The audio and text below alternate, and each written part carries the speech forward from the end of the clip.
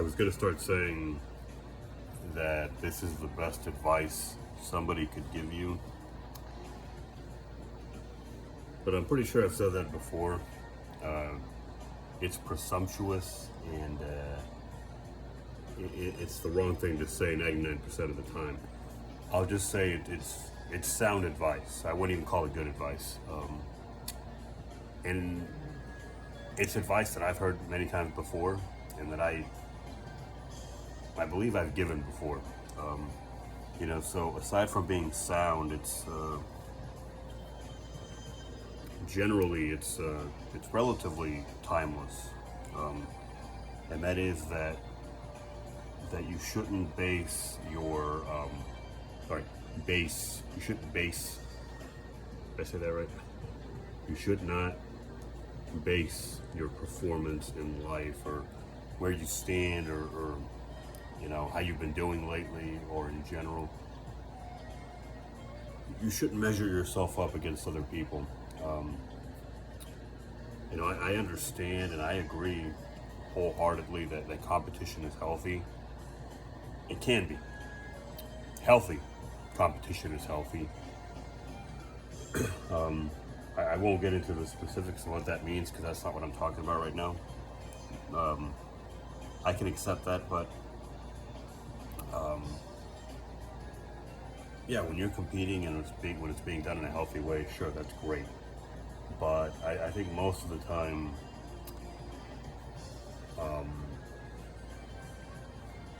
certainly when you're on your own, right? Just living life, you shouldn't be constantly measuring yourself up to other people.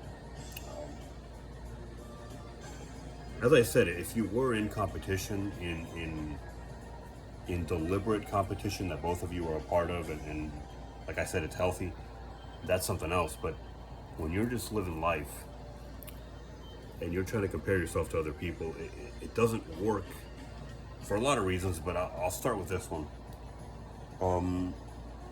People talk about privilege, and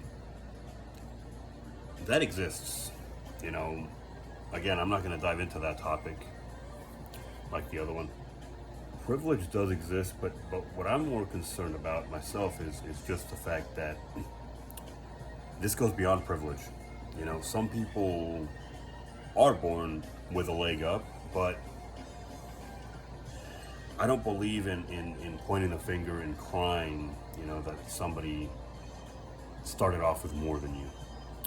The real issue is that sometimes, there are people who, whether or not they started off with more than you, or they had more opportunities in the beginning, it's more about what they've done, the opportunities they've created for themselves.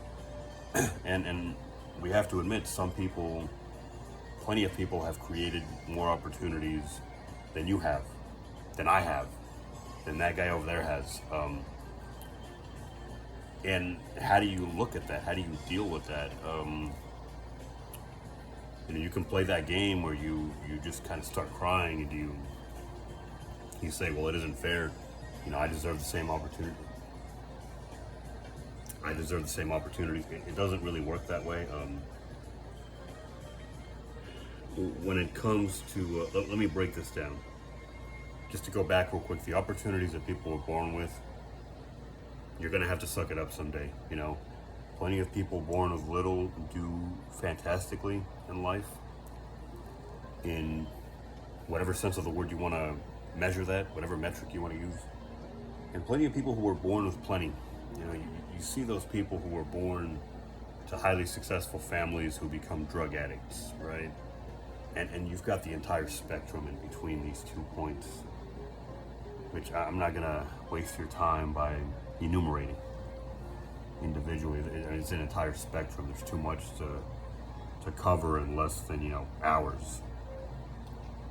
I think you can connect the dots. You can fill in the blanks. You can read between the lines, whatever you want to call it. You could do that yourself. Politely saying, with all due respect, I mean, right? The opportunities people were born with, just forget about it. You know, there are plenty of people who were born with much more than you, were born into much more than you, that you are doing better than in life. So don't even start playing that game. Please, if I may politely ask, right? You do whatever you want. You have free will just like me. I'm just saying, you know, why do that? Why play that game? That's a non-starter. As far as the opportunities that you've created for yourself are concerned, that's a different ballgame. While we're not talking about fairness, right? It isn't appropriate for you to compare yourself to someone else constantly, or to people constantly who maybe aren't on the same level as you are. You know, in different people who maybe are doing better than you, you're striving to be on their level, but you have not created for yourself the same opportunities that they have. This isn't a game of fairness. We're not talking about fairness. We're just talking about the fact that it isn't right for you to measure yourself up against these individuals. If you had created for yourself the same opportunities they had, or they have, then it would be fair. Or it would be, sorry, we're not talking fairness. Fairness is, that's a, I don't want to play that game. We're talking about what's appropriate for you to do, right? We're talking about what's fair for you to do to yourself. If you had created for yourself the same opportunities these people that you're measuring yourself against had or have, then it would be appropriate, you know, for you to say, well, you know what, I'm not measuring up against this guy. Or you know what, better yet, you start off and say, just bear with me, we'll play the numbers here. Let's say 5 or 6 months ago. You want to be specific, let's say 6 months ago or a month ago, pick one. You were at the same level as this other guy. And now he is significantly ahead of you. I suppose it's proper for you to look at that and wonder, well, how's that going on, right? That could be any number of reasons. It could be that, you know, he's got better habits than you. It could be that he's moving at a faster pace and you just happen to meet each other at a point a month ago or 6 months ago, whatever. And he predictably has, you know, gone far ahead of you.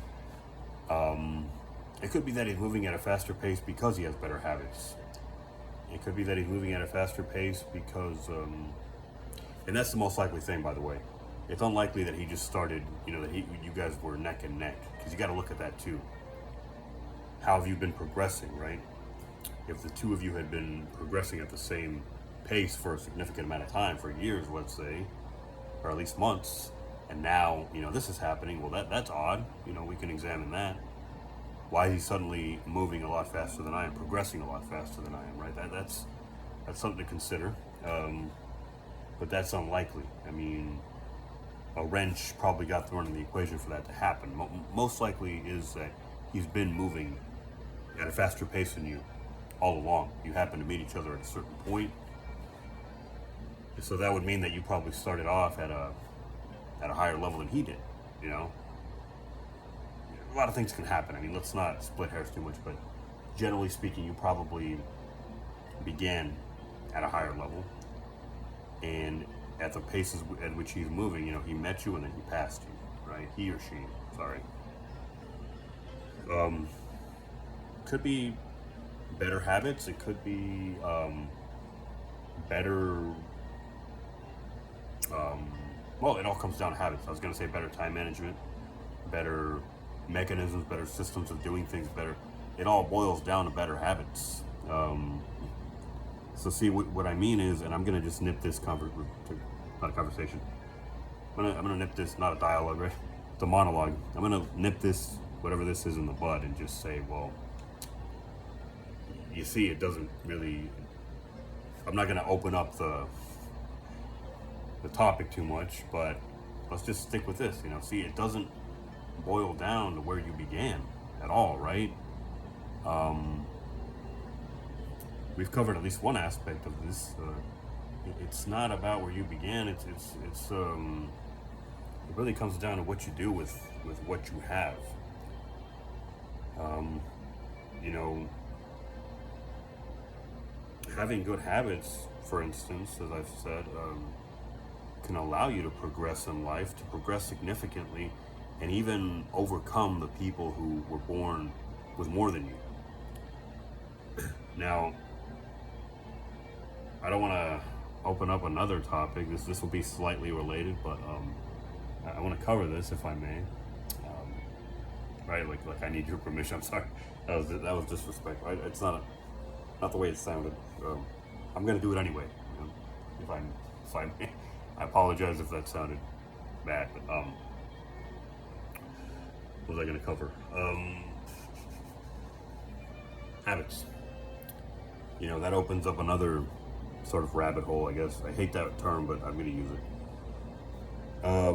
Some people are born with better habits than you.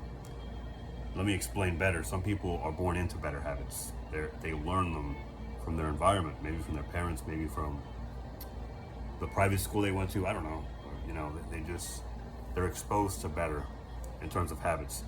That changes things a little bit. Now we're not just talking about being born with material goods or things that you can work with, you know. Are we talking fairness now, right? Because that other guy was born into good habits and now you've had to build them yourself. I mean, we could play that game. You know, we could start playing that game and say, well, yeah, that's not fair. Oh, that's not fair. You know, he didn't have to struggle as much to learn these good habits. He didn't have to face the same level of adversity. But if you think about it, aren't you the fortunate one because you had to learn those habits the hard way? They weren't just sort of transferred to you or transmuted or whatever you want to call it, or you didn't just absorb them from your environment without learning the actual gritty, sometimes bloody lessons that bring those habits to you, right? Aren't you the fortunate one who had to learn things the hard way? Because the things you learn the hard way, you will never forget. They're not even in your mind or in your brain, as it were. They're in a part of you, in a part of what I guess you might call your psyche, that isn't really based on memory. I mean, it's almost intuitive, instinctive, it's guttural. The painful lessons, they're etched deep into a part of your soul that goes beyond the soul, perhaps. It goes into the gut. It's a physical. These are physical lessons. And so, are you not the fortunate one? Because you were born with less and you had to crawl your way up. Compared to this guy, you know, because there's people who have had to do more. Remember that too. I'll leave on that note. Don't ever forget there's people who had to claw their way up even harder than you did. There's people who were born at a much lower position who unfortunately didn't make it, you know. There's the people who crawled their way up to your level and above and overcame you, and then there's those people who stayed down there and fell even deeper. And really what it comes down to is using excuses as a cushion, because they're always going to be there. People at every level of society are going to have that wild card, that fuck you card, I'd like to call it. I just made up that term. It probably won't stick. That card in the game of Uno, right? Or maybe it's poker is more appropriate. Anyway, we all have that at our disposal, you know, that card, as it were, of excuses. Excuses are a dime a dozen. They're always available, and we can always fall back on them. You know, successful people, well, no, I don't think successful people use excuses. People who have done well in life and haven't had to really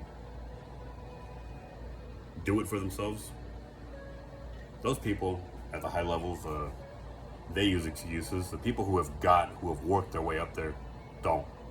The people who were born up there and who have not been unfortunate enough to fall because of their use of excuses, they use them. That's why I'm saying, like, not very many people stay up, even if they were born there. who rely heavily on making excuses and you know, playing these little self-pity games or whatever you want to call them, these little pity parties. You know, they're not a part of that stuff. People don't stay successful when they do that. But yeah, there are people at the highest levels. It's unlikely because, like I said, they don't stay up there. But generally speaking, up to a certain point, there are people at all levels who use excuses. People at the bottom, unless they're moving up, they're using excuses. People at the top, if they're using excuses, they're on their way down. Essentially, yeah. I'm gonna reiterate that last statement. People at all levels use excuses. What excuses mean, it's not about what level of society or what level of anything of the game of life you're on. What they mean essentially is if you rely heavily on excuses, you're on your way down. I guarantee it. It's a very simplistic way of looking at it, but that's the way it works. If you make a lot of excuses, you are drifting or sliding very quickly down. If you have accountability, whatever level of society you're on or life, if you have accountability, if you take responsibility for the shit that happens around you, if you don't point the finger constantly at other people, or hopefully ever, if I'm being honest, then you're moving up.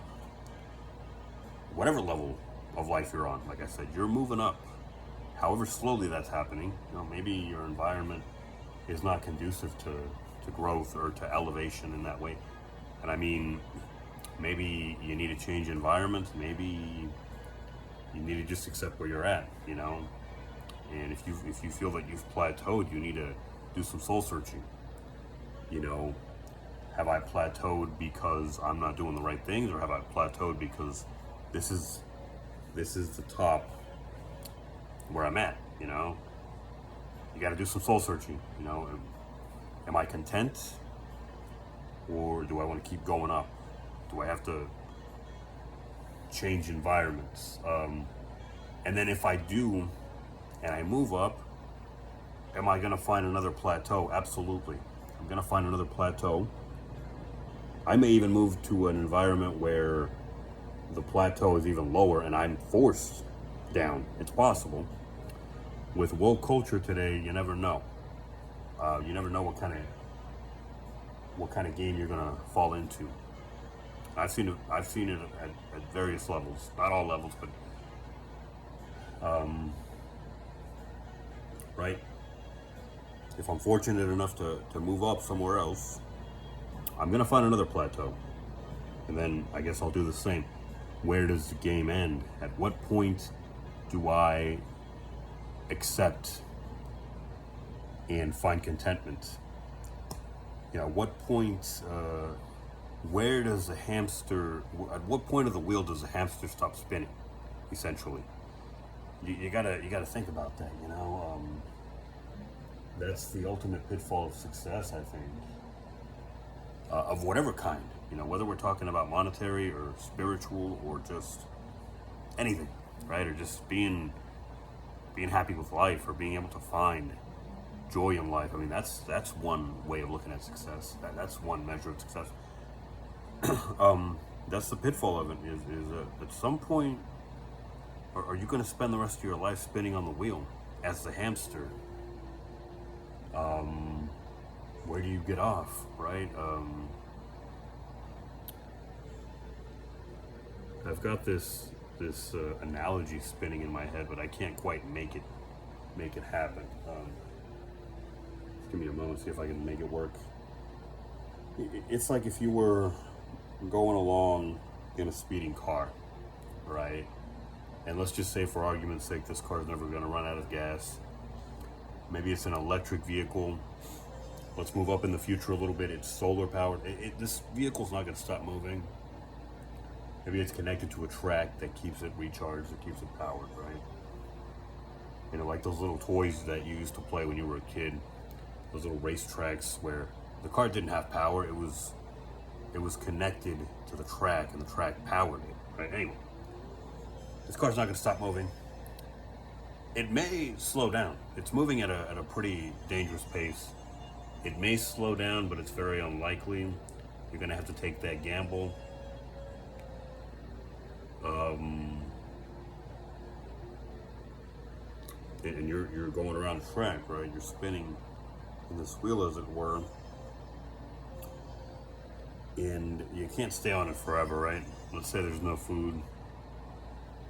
Getting off of it is going to be a dangerous prospect. It's moving, let's just say it's never going to slow down for argument's sake, and it's moving at a dangerous speed, but you'll survive if you jump off. And you got to do it at some point, right?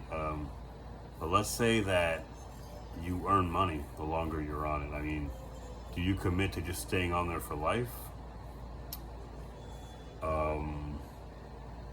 Yeah, what if you don't have food in there, right? Maybe you have a limited supply of food. I'm trying to make this analogy work, but what I'm trying to say is, at some point you got to get off, right? I mean, at some point you got to enjoy what you've accomplished in life. For some people, it doesn't take much. For some people, it takes a moderate amount. For some people, they're never happy, and they never stop to think about this stuff. And for those people, I think the rest of us, I mean, it's truly sad if you stop and think about it. To know that someone will never be content, no matter what level of success they achieve. That's got to be sad. To know this person will die and will never be satisfied. And will probably spend the entire time looking down on those people who do find contentment and satisfaction in life, who do stop and smell the roses. I guess there's nothing wrong with moving up in life. There isn't, so long as you know that that's not everything. Because it's not. We all know this. Even those of us who don't accept it know it on some. It's deep in. If it's on some level, we know it. It might be really deep in there, but you know that there's more to life than the external success. The money, the looking cool. Of course, there's more to life, and if you have made that your deity that you worship, whether it's the money itself or the success, the prestige, any of this stuff, then I guess maybe that gives you contentment in life, but you should know that you're signing up for a never-ending game. You're always going to be chasing something that you will never find. Maybe the chase is what gives you satisfaction, but and if that works for you, that's great. I mean, more power to you, right? But and I suppose now that I think about it, maybe we've all got to have something we go after. So right. So I suppose who am I? Who am I to judge? Yeah.